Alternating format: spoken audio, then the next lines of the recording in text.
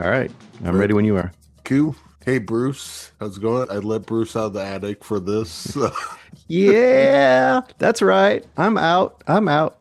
But yeah, we're just gonna do a quick review on Project Hail Mary. They're doing a movie with Lord and Miller based on Andy Weir's book. Andy Weir obviously wrote The Martian. He also wrote Artemis. I haven't finished Artemis yet, but yeah, Lord and Miller is doing Project Hail Mary that's coming out next year, or I thought I heard maybe they may be bumping up for this year. But either way, movie's gonna come out soon. I really enjoyed the book a lot, and then I got Bruce.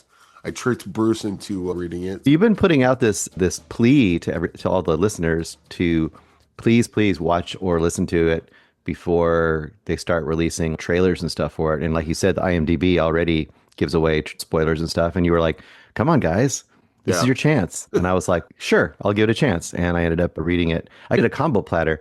I had the book from the library and I read it, but then when I was going to and from places, I would put on the audiobook from where I left off, and then I'd go back and read it. yeah. And that way I could keep it in my brain like almost as much as possible during that time period. When I couldn't sit down and literally look at the pages, I would put the rest of it in my ears. So it was an interesting way to consume it. Yeah, the audiobook, oh my God, I can't even count the number of times that I've listened to the audiobook. It's read by Ray Porter. He's what was he? I think he was like in I have to look it up now. He Okay. was Darkseid. He did the voice of Darkseid in Justice League. Yeah, it looks like mostly he's a voice actor, but his read on the audiobook I think is really good. And I we'll get into some spoilers on Project Hail Mary here in a bit. But I guess just get your take on the book. I haven't general takes obviously because we'll get into some spoilers mostly because again if you haven't read Project Hail Mary yet, do that before the movie comes out. Yes. Normally you would want to watch the movie and then go read back and read it, but there's a reveal within the book. It's not like a huge twist or anything, but it's revealed that we'll talk about later here that I think will be spoiled by the time the movie comes out. And For sure. it's already being spoiled, so that if you can go get that audiobook in or read the book, that's the only way we're gonna get that fun reveal. Because if you wait for the movie to come out, it's that Yeah, and that's that's gonna be taken away from you before then. I think people who aren't really readers, I'm not really much of a reader. People who aren't really readers are probably not going to be paying attention to it necessarily as a book. But when it starts getting promoted, like you said, I guarantee, even if they don't fully give away the reveal, they're going to indicate what the reveal probably is enough that everyone's going to know what the reveal is. Yeah. Yeah. I guess you said my initial thoughts or reaction to it. Yeah, so I guess what we can say about the story is it's about this person wakes up in an area and they have amnesia. They don't know where they're at. They don't know what they're doing, and they come to find out they're on a spaceship. Right. And furthermore, they find out that you go a little further than that, or because you find all that out Um, pretty quick. Yeah, I mean, I think you probably get Because like otherwise, I can't talk about anything. yeah, But the basic idea, I guess the way it works as a book, which is fun as a reader, is even as a reader, he's on a spaceship, even though at the beginning of the story you don't know, but they still, the first thing they show you in the book is a diagram, like a very rudimentary diagram of the spaceship, which is yeah, essentially just like the most generic version of a rocket you could get in, but it does have some details. But so even though you're reading the beginning and this guy's waking up and he doesn't know where he is, essentially he doesn't know he's in like a laboratory or something. He's in a spaceship just by what you've been shown already. But after you that, saw the cover of the book. yeah, and I think the appeal of the book, in very similar in some ways to The Martian. The Martian, you have him stuck in a particular situation, and he has to use science and his wits to survive and try to figure out how to get out of there. In this one, it's like that idea of you wake up in a room, you don't know where you are, and he has to use science and his wits about him to start figuring out where he is and what's going on. And as that's happening, simultaneously, he's slowly starting to get memories back. So you go back and forth between you're getting slowly revealed the past through flashbacks, plus in the present, he's slowly getting that as well as figuring out things in the present. And I think that works as a double, like just a doubly good way to just slowly unfold the situation to the it's like kind of a mystery in its core, right? Like what's happening. And then once the mystery is revealed, becomes more of a adventure science, very science heavy science fiction, but good science, I think. And what I mean by that is it's one of those movies where books, movies, sometimes you hear jargon in a movie and you're like, I don't understand what that means, but I get it, and that's all I need. And I think this book does both things. Sometimes you get jargon, you're like, I don't quite know what that means, but I get it. And then other times he'll literally do science experiments to figure things out. Like he's figuring out like why is the gravity different where I'm at the very beginning of the movie? And Yeah. how does he do that? And it's really fun if you're a little bit science minded or puzzle minded, you're like, oh, that's really cool. That's how he's figuring out what gravity is. And that's a really concrete way to like understand the science of it and also understand the actual physical situation. But I Also, think at its go also ahead. in stuff like this, in movies or stories like this, a character will do something. I don't quite understand it, but I get the sense that the character or the author does. So Right. I'll just roll with it. And this, it's like I don't quite understand it, but now I do. Like the way Andy Weir is describing it, now I do understand it. And, Yeah, and, because and I understand it both in the context of what the character needs to understand, and I think I also kind of get what the character is doing. he does a thing where because a lot of it is internal. I kind of want to talk about what the movie how the movie might have to tackle this as a narrative. But being a book, a lot of it is him thinking through and reasoning through the problems as he's doing the things. And by doing that, in a sense, he's teaching us. He's kind of teaching us like the problem and the solution. And we're in that way, like you said, you're getting to understand it more than you would if it was, say, like a real obvious example is like some kind of a real high level, like military procedural and they use a bunch of jargon. You're like, I don't get it, but it makes sense to me. And they're figuring it out and they're going after the bad guy. And okay, you know what I mean? But you Yeah. don't know what all these different kind of codes and things mean. But in this case, it's much more of like you said, it's like he's gonna by the end of it, he shows you the process so that you understand how he got there and what the solution means. In most cases, there's a few cases where I'm still like, okay, wait, what exactly happened there? Okay, they figured that out, so I guess it works. I'd have to go back and read it again. You've heard or read it like 10 times, so you probably know it a little better than I do. But also, so basically reading this book, so when I read The Martian, I read The Martian after I saw the movie. This one's obviously the other way around. But then reading The Martian and watching the movie, which Drew Goddard adapted The Martian also, and Ridley Scott directed it. I have every bit of faith that Drew Goddard's going to do a great job adapting Project Hail Mary. But even reading Project Hail Mary, I can see how they can adapt this because the book feels kind of Yes. cinematic. Like that, there's parts that they might have to change or fudge a little bit, or maybe there's a scene or two where it's like that's probably not going to be in the movie, that sort of thing. But on the whole, I think it's pretty cinematic and will probably translate. And Ryan Gosling is Ryland Grace, is great casting. And Sandra Hüller is Ava Stratt. We haven't talked about Ava Stratt, but her character in this book is freaking amazing. And they could not Yeah. cast anyone better, I don't think.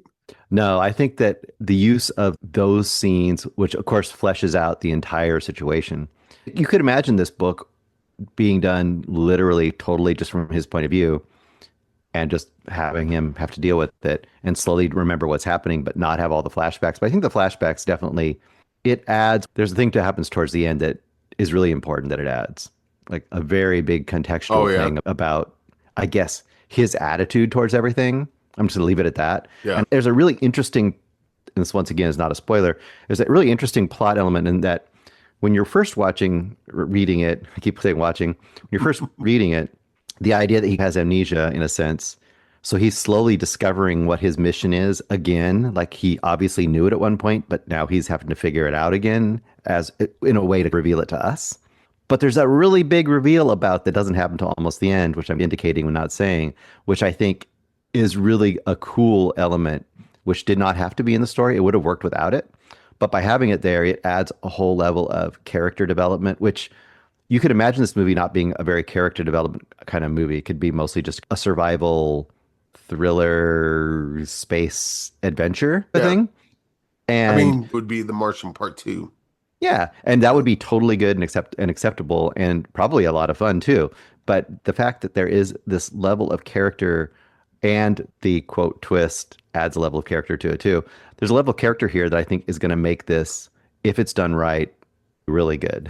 So I think it's going to give that extra sauce. Let's just go ahead and put a button on like the just kind of what you thought of the book itself. And then Yeah. we'll get into spoilers because I think there are some people that we'll go into spoilers and then do the cool now that you've read the book. Yeah. Let's really talk about what we're going to Yes. talk about. I say overall for me, I like the book is really good. I thoroughly enjoyed it. I think it works on all those different levels, like I just talked about. I think it works as just a space adventure. And I think it's interesting because at the beginning part, it works more as a mystery to me. And it almost could have got tedious if it kept going that way. But when it makes some turns, it becomes more adventurous as it goes. And once the stakes are fully known, I think it becomes more and more, I guess, engaging, which is great because this movie could have done the opposite. It could have become less engaging, but it became more engaging so that by the end, the stakes were really high and you cared so much about the characters that when it actually works out the way it works out, I felt very satisfied. I can see some people being a little dissatisfied by the final ending of this book. And I'm assuming the movie hopefully will end the same way that the book does. But I think for fans of I think fans of sci-fi will love the actual ending of this if it stays with it. And I enjoyed it thoroughly. I don't know, how do you rate books? I don't rate books like movies, but it would be, I'm sure 6.9. for you it's 6.9. Yeah. It is. I would say yeah, it's 5 stars for me as a book. And as a movie, it definitely should be if it's done right. Because it's a sci-fi movie that gives you all those things, right? There's so many sci-fi movies that are one or the other. They're very cerebral and about the nature of man or whatever, those like 2001: A Space Odyssey kind of things, or they're just really good adventures. And I think this does both, which is, like I said, it's having your cake and eating it too, as far as sci-fi goes. So it's really good. Yeah, I think watching Ryland Grace navigate through stuff, like whether it's high stakes or not, because like early on in the Hmm. book, it was still high stakes. He just didn't know it yet because he didn't know where he Right. was. He didn't know anything. But it was still interesting to see kind of how he mentally goes through, does the problem solving. I agree. Again, you watch The Martian, that's pretty much all that movie is. And it's a great movie. It's like on paper, like you write me a note of what The Martian is like. That just sounds boring as hell. But you watch it and you read it, and you're just leaning in the whole. Oh, how do you make potatoes on Mars? That The shouldn't be interesting, but it is. the only thing I would say it's a little different is with The Martian is, as I'm just saying, like a person coming out of the blue, like Yeah. just average, But average. real quick, the whole reason I'm bringing up Martian now is because there's a lot we can't talk about Project Hail Mary that we'll get into Yeah, later. But that's like the broadest stroke that I can do right. without giving away too much. Yeah, no, I think it's once again, this I think was a big hit book. From what all I could see, it's about as big of a hit, if not bigger than The Martian. I think people, the only knock that I've heard of people say about it is he's doing the same kind of thing again, but it's I would No, disagree. nope. It's like saying David Lynch keeps making the same movies. He has a style, a theme that he likes to explore, and there's some themes there that are similar, and obviously it's sci-fi, but it's a very different, I think, a very different kind of interaction that's going on because a lot of it because of the twist that we I can't talk about. I would say that like Ryland Grace is real similar to Mark Watney. So in that sense, maybe you can make that criticism. But then you have Ava Stratt, who's very much not like any one of them, and her character is just as great in Project Hail Mary. It's like saying, oh, Stephen King, well, now he does write other kind of things, but for a while you could say Stephen King just always writes these supernatural scary books. It's okay, yeah, he does, but that they're all different. We will watch Aaron Sorkin movie, like the characters have a similar cadence, but that's a style. But the Yeah, characters, like they have a same, it's got that style to it. But you talk to one character and you talk to another character, they're gonna have different opinions on different things, exactly. and clearly Exactly. as much. Anywho, Agree. yeah, love the book. Very excited for the movie. So we're gonna take a quick couple seconds so you can turn this Read off, the entire book. read the Yeah, entire here you go. book, and then come back. I plead with you, it will so much be worth it. It's a But fast read too. Like I said, I read that. I'm not a big reader, and I probably read it in, I don't know, a week, maybe at the most. You sit down and it was about 500, 600 pages, something like that. You can read it like 100 pages a day, easy. yeah, Easy. It's probably you could easily read more if that's your style, but I could see people getting this and just eating it up because once it really kicks in, you're just going to be sucked into it. Cool. So we're going to do spoilers now. And so again, from your perspective, I said that there was going to be not really like a twist, but a reveal halfway through. What was your thought? Because you've heard me say that. What was your thoughts of where this was going to be? And then when you got to that point, what was your thoughts on that? I wasn't sure. I thought so. For one thing, I thought it could have been because after I was in the book, right? I was thinking like maybe the twist is that this is like some kind of a weird thing where it's like this is way in the past or way in the future, or some kind of time travel's occurred, and there could be some weird thing like that. There's that whole like Planet of the Apes kind of thing where it's like you think you're in one place the whole time, but you've been on Earth the whole time in the future. So I didn't know if there's going to be some kind of a twist based on him not knowing his reality and us discovering what it is along with him, that kind of a thing. I don't know if I think once I knew his mission, I definitely considered the possibility that he might meet another life form.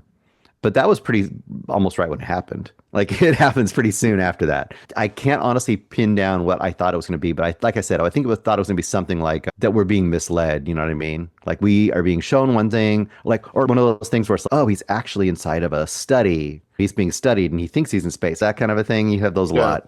But I'm glad it wasn't those things. It would have been worse, I think. What's cool? So when I read the book, like they bring up the astrophage, and that's to me, that's the alien element.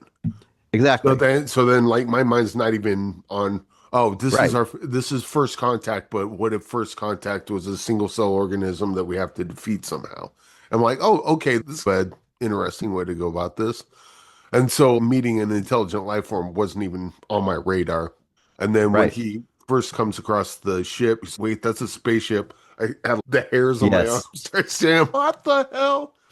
And you're so engaged at that point, and you're like in the middle of the other mission, and just like him, you're like, what is happening? And by that point, he's made it to the solar system he's trying to get to. Tau Ceti, I think. Yeah, Tau Ceti. That sounds right. So he's made it there, and he's trying to get everything set up, and he's figured out what his mission is and all this, and then all of a sudden, it's wait, that's something over there. That's not a asteroid. That's not a meteor just sitting out in space. What is that? And then all of a sudden you're like, oh crap. And then this was something else we couldn't really talk about in reviewing the book, but one of the great things about this book is here's two life forms. They don't share culture. They Right. don't know of each other's culture. They don't even share a language. And how do you talk to an alien? And the way they describe that in the book and how they gradually learn each other's language and figure that. So like Ryland Grace isn't just trying to figure out how to grow potatoes on Mars. He's trying to figure out how to communicate with this alien life form, and the alien life form's trying to communicate back. Like even the part where it's like they learn yes and no. Yeah. And it was like, oh, freaking duh. What's the first thing I'm going to teach someone that just learned yes? It was like, that's brilliant. And the whole way they just go back and forth and try to learn each other's languages. Amazing. It's also just interesting. It's interesting almost just also as a craft writing experiment. Hey, I want to write this story where where a human and intelligent alien entity, creature meet that have absolutely no similar way of interacting with the world other than their physical. and they can see each other, or they can't even see each other. The other one can't see, doesn't he? He uses sound and stuff. Yeah. Rocky. Rocky is what he names the Oh alien. yeah. The alien's name is Rocky. And by the way, that real quick, that's what's spoiled on IMDb. You look at the cast and they got James Ortiz as Rocky. And I believe they had a CinemaCon or something, and they showed a video of that. They didn't give away Rocky until the very end. I think there was like a silhouette or something to suggest that, oh, there's an alien there. They didn't like fully show Rocky, but they suggested that there is, like strongly suggested. So that's why I was like, they're gonna ruin this by the time Well, like I said, even if you suggest there's an alien creature out there, people are going to know it's an alien creature out there. Yeah. You could present this in a way that doesn't show that at all. You literally just present the first part of the movie/book, just the basic situation. Person in space doesn't know where they're at. They discover something's going on, and Yeah. And Also, maybe, I was already guilty of this, but that Adam Sandler movie that just came out, Spaceman. oh Oh, yeah, with it, there was a lot of people. Ooh, reminds me of Project Hail Mary. That's why. because it's spider-like, yeah, Yeah, spider-like shaped alien. What yeah, I loved about this though, okay, so we were just talking about, so he does the groundwork in the book by showing all these ways that our main character is having to always solve problems and use science to figure things out, and like constantly he has that experiment solution mindset at all times. I've got a problem. How do I test it? How do I solve it? That's happening all the way through. So, of course, by the time you meet this alien, the same thing's going to happen. But things that I loved about it were like, oh, obviously they don't breathe the same air. They don't even have the same like temperature gradient at all. The pressure is a whole situation. They don't communicate with the same types of things. Like one has just uses sounds and sound to sense things and doesn't have sight. And then the human, of course, we have what we have. And then to see the other side, the Rocky side, and how Rocky is trying to figure out us, and it just it becomes so good. It becomes the story goes from really interesting to just absolutely like you're 100% in. At least I was, and I'm sure you are too. And it's yeah. just because basically it just starts with Rocky. He kind of creates like a, what do you call it, like a dock, like a tunnel kind of a thing that goes across between the two ships. But there's like a wall between it because obviously the pressure and the heat and everything is vastly different on the one side, and the atmosphere on one side. And how are they going to interact? Like how are they going to do stuff together? Like just that alone is a huge thing to surmount. And then the whole rest of the story is just their interaction and trying to solve the bigger problem. Yeah. I also kind of want to go back to the to Earth because a lot of time he's flashbacking to before he got here. And Ava Stratt's character, the great thing about her character is that she's essentially a dictator, a Yeah, benevolent dictator, and that's by necessity. Like it's we right. got like that was probably illustrated best when she got taken to court because of patents. Like she's putting everything on a hard drive to put on the Project Hail Mary. So you can't do that because of copyright. She's like, yeah, cool that y'all showed up. I'm not doing that. So bye. They're just like, Yeah. no, you're gonna sit here and listen to this. She's, no, I'm not. I came here Well, as a yeah. courtesy, and it's like you're gonna sit here and who's gonna stop me? You and what army? And it's almost, as you can say, how morally ambiguous or weird it is to have this character like this. You almost go, I hope we have that, because what's more likely to happen is everyone's just going to argue the whole time like they do over global warming, and Hmm. then the world will just be gone and nothing will have been solved at all. That's what will really happen. What we really need is we need everyone to go, oh yeah, there is this dire problem. We have to solve it. We don't have much time. We need to basically appoint someone with all the power and trust them and hope for the best and then let them do it. And that's essentially what they do. And she's a total asshole, but she's also ruthless in a way that she literally has to be. Yeah. And it's inarguable. She has to make even to the point of towards the end of the story, you're gonna go and I'm gonna drug you and I'm gonna send you there. And it's Well, wait, what? this movie deals with a bunch of dangerous ideas because put giving Strat that much power is dangerous. Oh yeah, for sure. Because like obviously in the book, Strat's benevolent. She's trying to do good, and she's using her power to in a way that she feels works best for humanity. But humans are dumb. We would not pick a Strat. We would more than likely pick a Elon Musk or a Donald Trump. Yes. That Well, but also beyond that, there's also the dangerous idea of, oh, thank God for global warming. That actually saved our ass. Now, in the context of the book, that makes sense right. because the global warming's going to save us. I could see the wrong person reading this or watching the movie if they leave it in there going, global warming's a good thing. It's no. Global warming's only a good thing if the The world's astrophage is eating the sun. Otherwise, global warming is not a great thing. Yeah, exactly. But that kind of gets to the core of it, right? Like, you can't get her character working in the world that we're shown unless the world will actually believe in science enough to believe that the end of the world is actually coming and give that person that power. Do you know what I mean?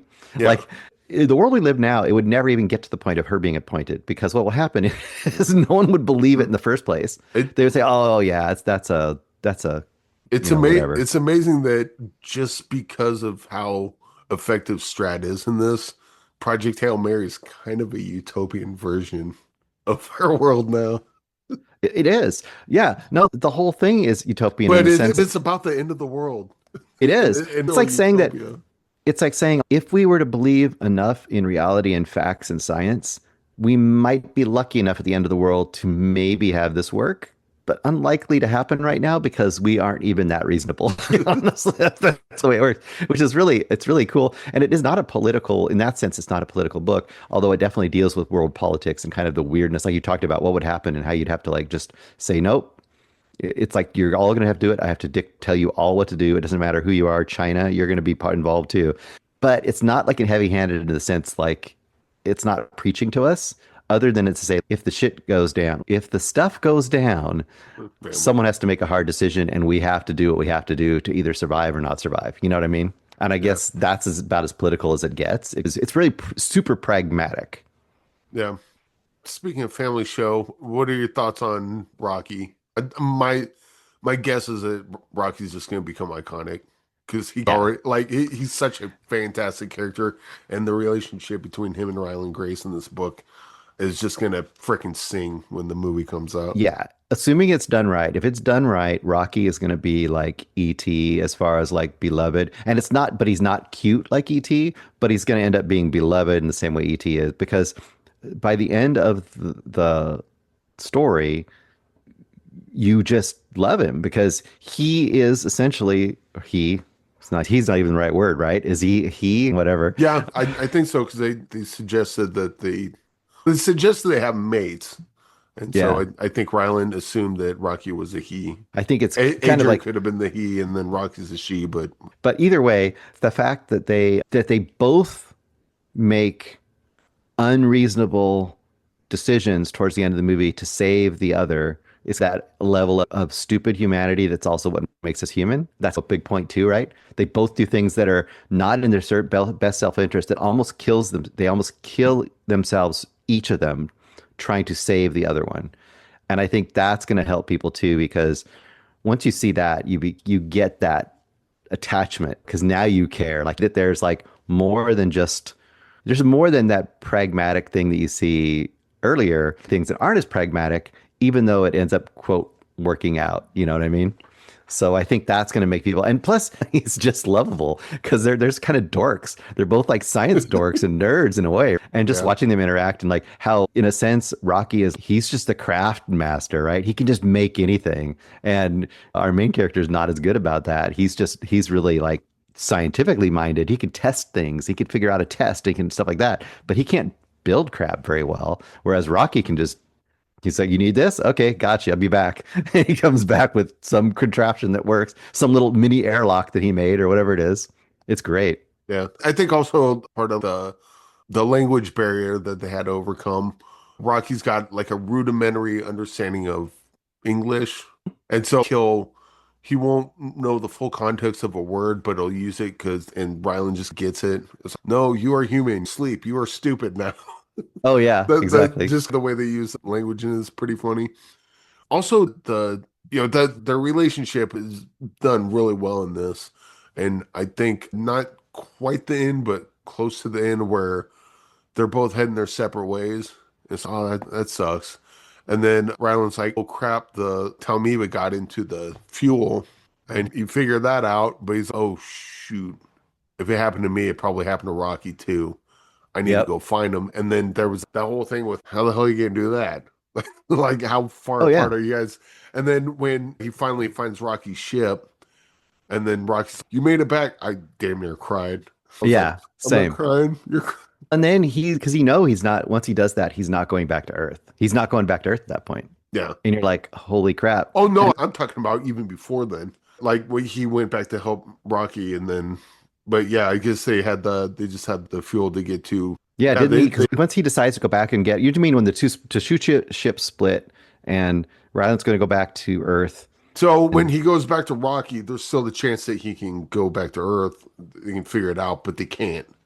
They only have right. enough. At that point, they only have enough. But he didn't know that at the time. They just got enough fuel to go one place or another. But yeah, Either way, I really like it. I like the fact that he has to end up, or Ryland has to end up Rocky's world basically for the rest of his life, even though it's like that kind of ends up being perfect too. Like it's, I don't know. I really like that a lot. And also, I just wanted to say the one thing we're not talking about as much is there's some just, there's going to be some really exciting sequences this movie too. And I think we make it What? sound like it's, One second.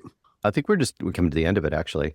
I was going to bring up something about how it has some good action sequences in it too, or some good exciting sequences, because people might think it's just, All right. Yeah, let's start there, and then we'll go into the. Yeah, let's just start there. all right.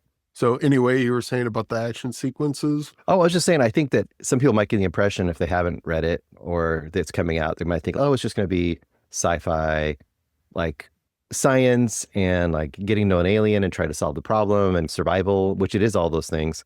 I think that it has some really exciting sequences. I don't think people might not necessarily get that from the outside. I don't know how they're going to promote it, probably promote it with that in mind a little more. But I just think of the scene in the book where they have to, the sequence, I should say, where they have the big giant chain that they make and they have to drop the stuff down to collect, what is it called? Not the astrophage, but the stuff that kills the astrophage, the Talmiba.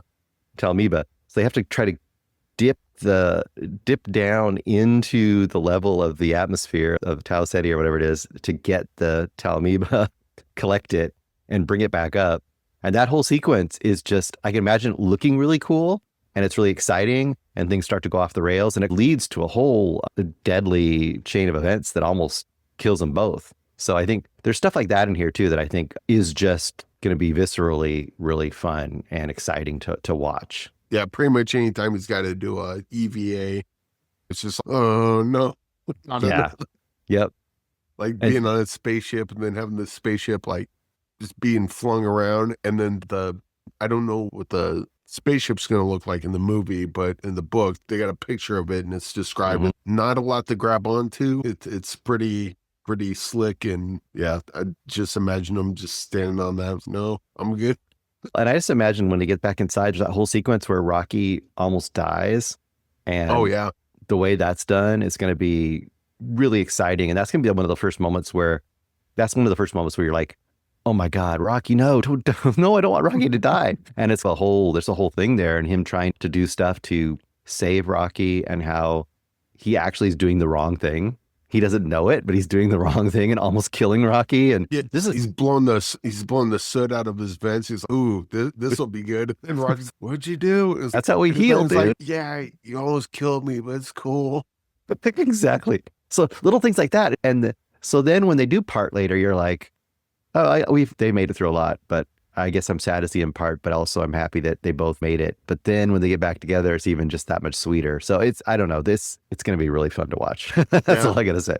You also barely touched on before we got to spoilers. I actually really liked how this ended. Yep. Because it's weird because it's kind of like a Twilight Zone ending, but or like even the ending of AI, where it's, oh, that's so sad that he's stuck underneath the frozen ocean or whatever. But that's also where he wants to be.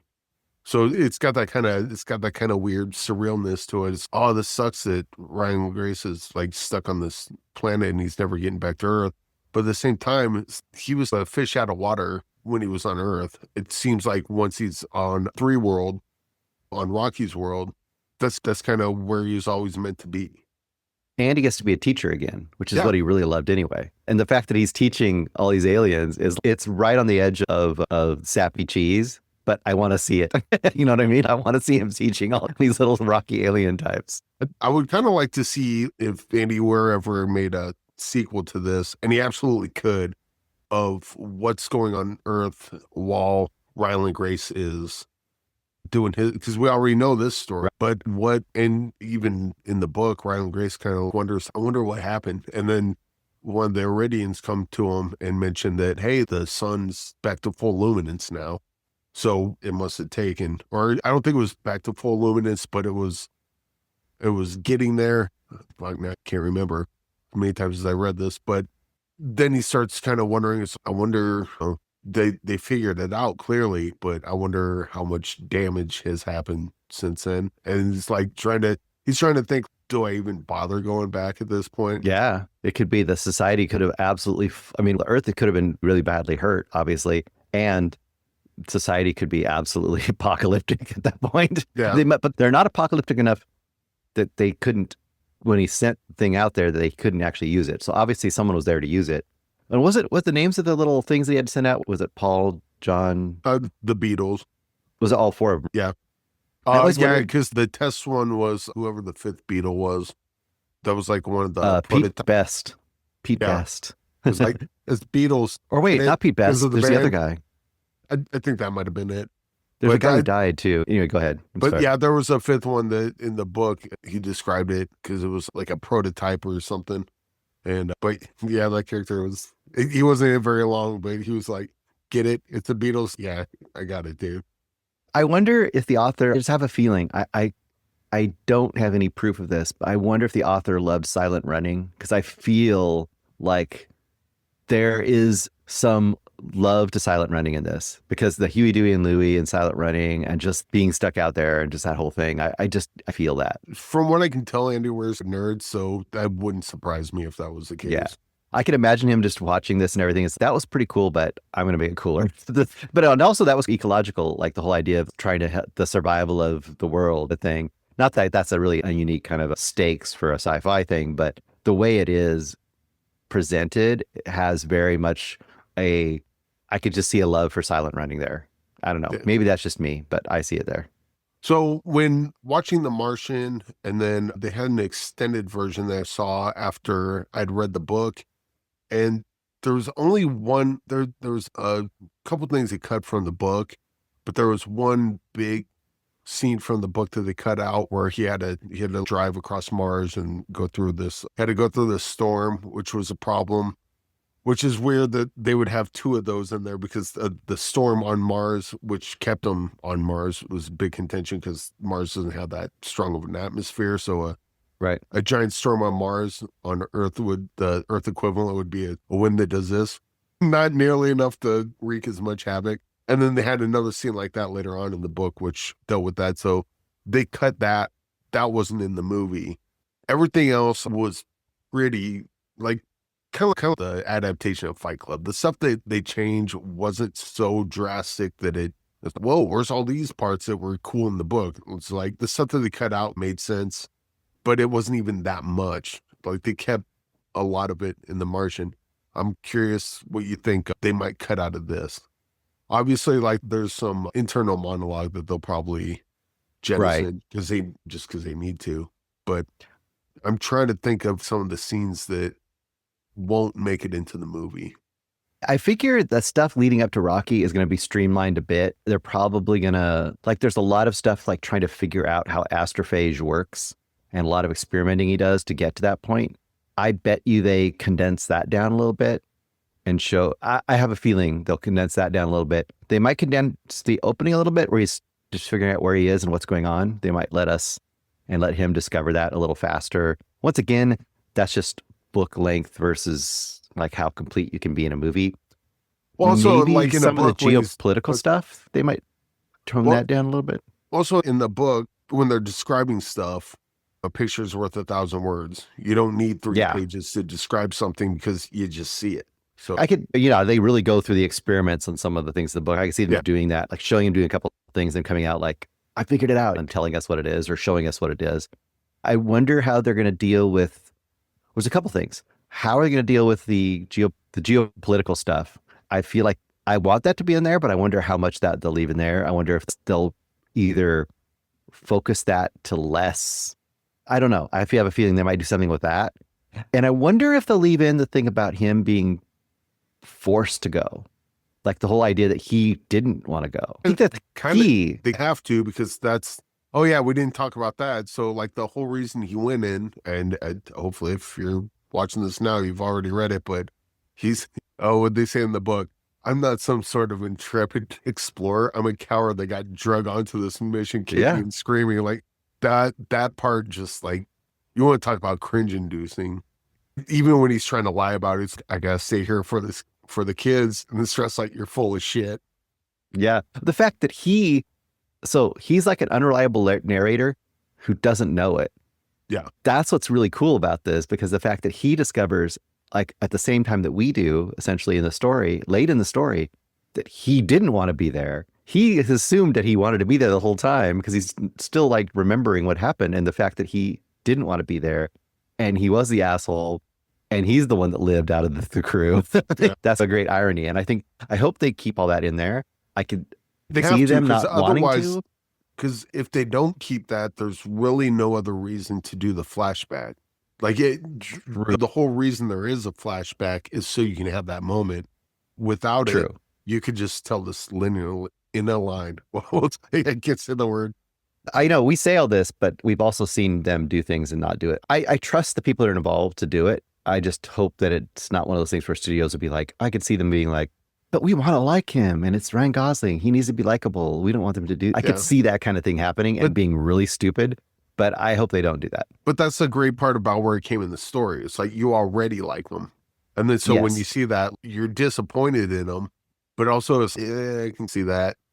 And then also it cut as soon as that flashback happens, it cuts to him in present day and he's disappointed in himself.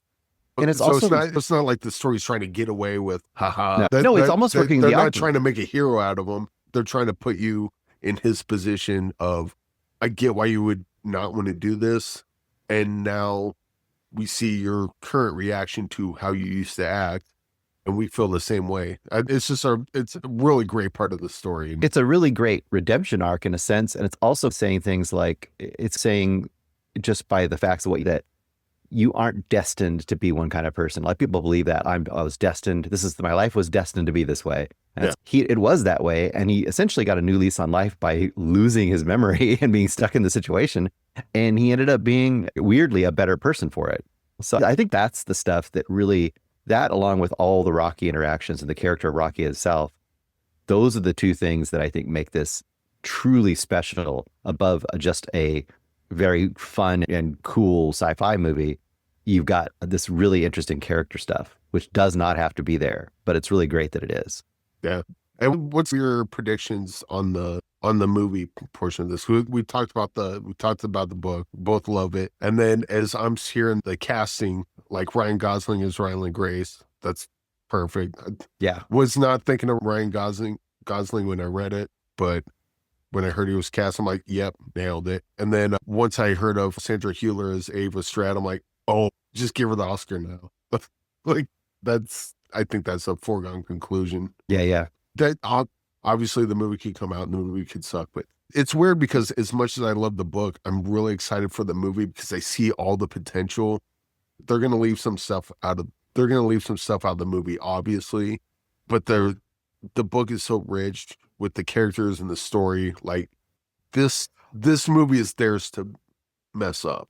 Exactly what I was going to say. I was going to say, this is a movie that you have to mess up. It's like some movies, some books you can see, you go, wow, that's going to be hard to adapt. That's going to be really hard to make into a good movie. This is the kind of thing that's going to be hard to make into a bad movie.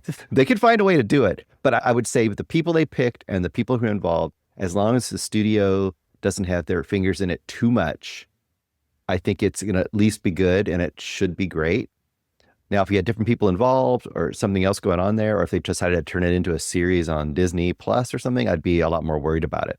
But I think this has all the earmarks of being a fantastic movie. Yeah, I'm pretty hopeful for it. I think it's going to be good.